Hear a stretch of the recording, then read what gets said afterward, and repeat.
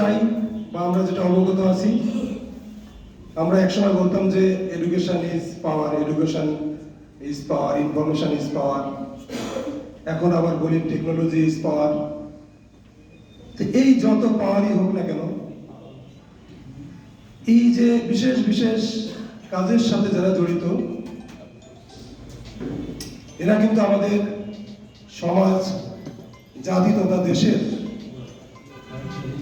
আমাদের সামনের দিকে এগিয়ে যাওয়ার জন্য, সমাজের সত্য তুলে ধরার জন্য গুরুত্বপূর্ণ ভূমিকা পালন করে থাকেন। আমি মনে করি এসএফটিভি সেই কাজটি করে আসছে। আমরা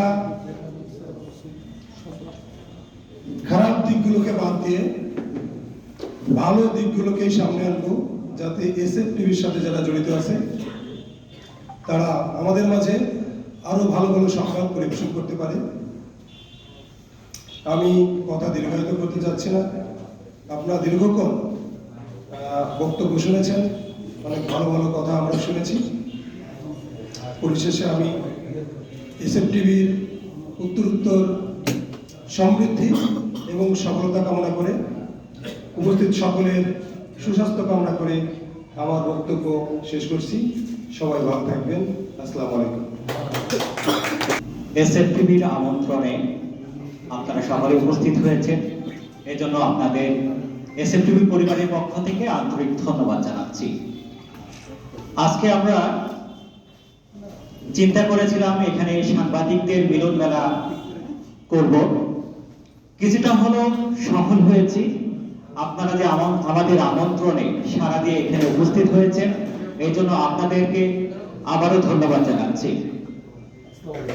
এসএফটিভি আমরা চিন্তা করেছিলাম যখন প্রতিষ্ঠিত হয়েছিল, আলমডাঙ্গাকে সারা বিশ্বের কাছে উপস্থাপন করার জন্যই এসএফটিভির জন্ম হয়েছিল।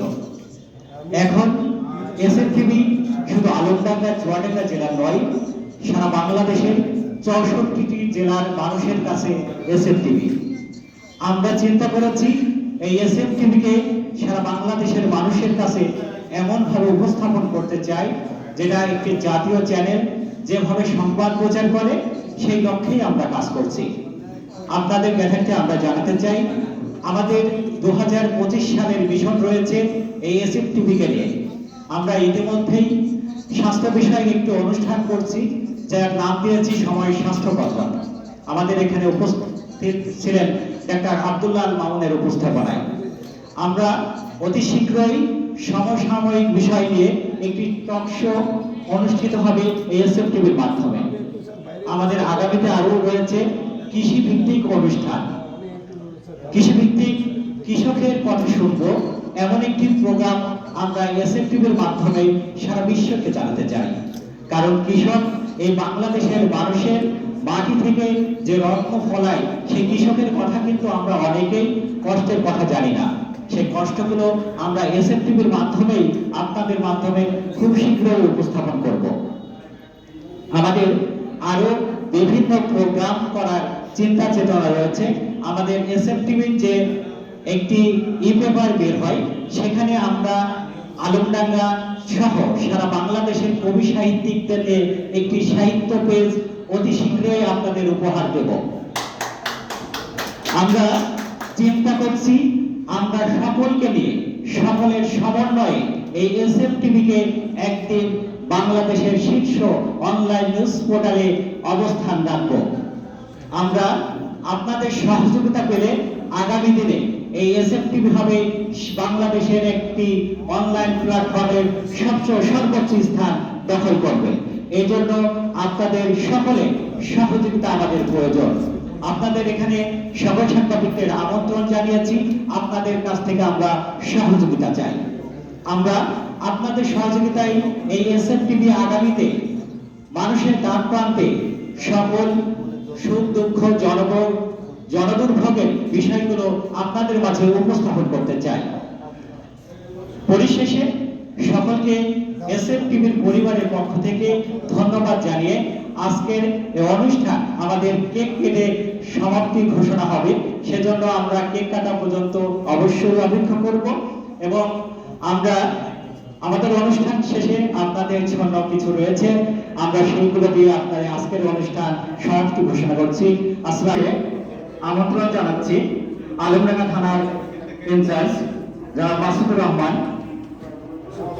বাংলাদেশ জামাত ইসলামের আমির শফিউল আলম বকুল, আলমডাঙ্গা বণিক সমিতির সম্মানিত সভাপতি আরেফিন মিয়া মিলন, আলমডাঙ্গা উপজেলা প্রেস ক্লাবের সভাপতি নাহিদ হাসান, আলমডাঙ্গা প্রেস ক্লাবের সাধারণ সম্পাদক খন্দকার হামিদুল ইসলাম আজম, সিনিয়র সাংবাদিক রহমান মুকুল, প্রশান্ত বিশ্বাস, ফিরোজ ইফতেখার, জামসুল হক মনি, সঞ্জু আহমেদ,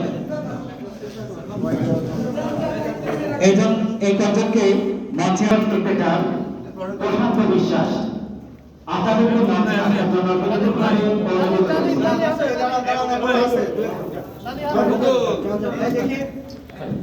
একটু এখানে করেন আমাদের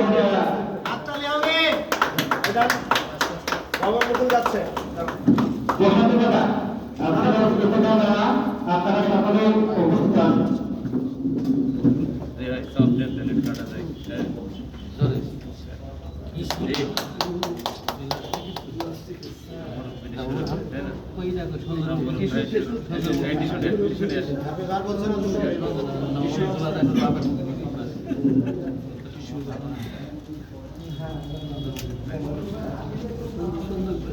না পুরো দিক দিয়ে শুরু বন্ধু কই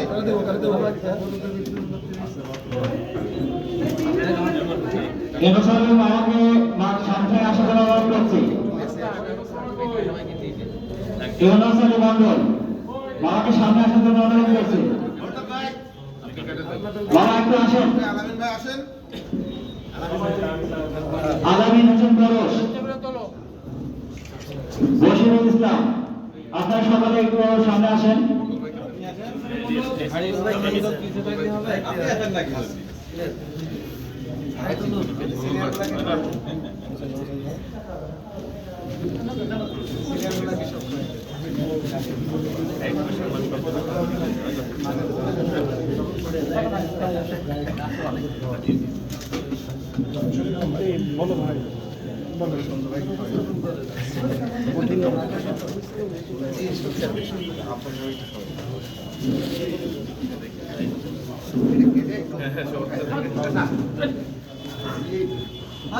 হ্যাঁ এবার সবাই আস্তে আমরা সকলে একটু আসলে আমাদের চেয়ারগুলোতে বসি।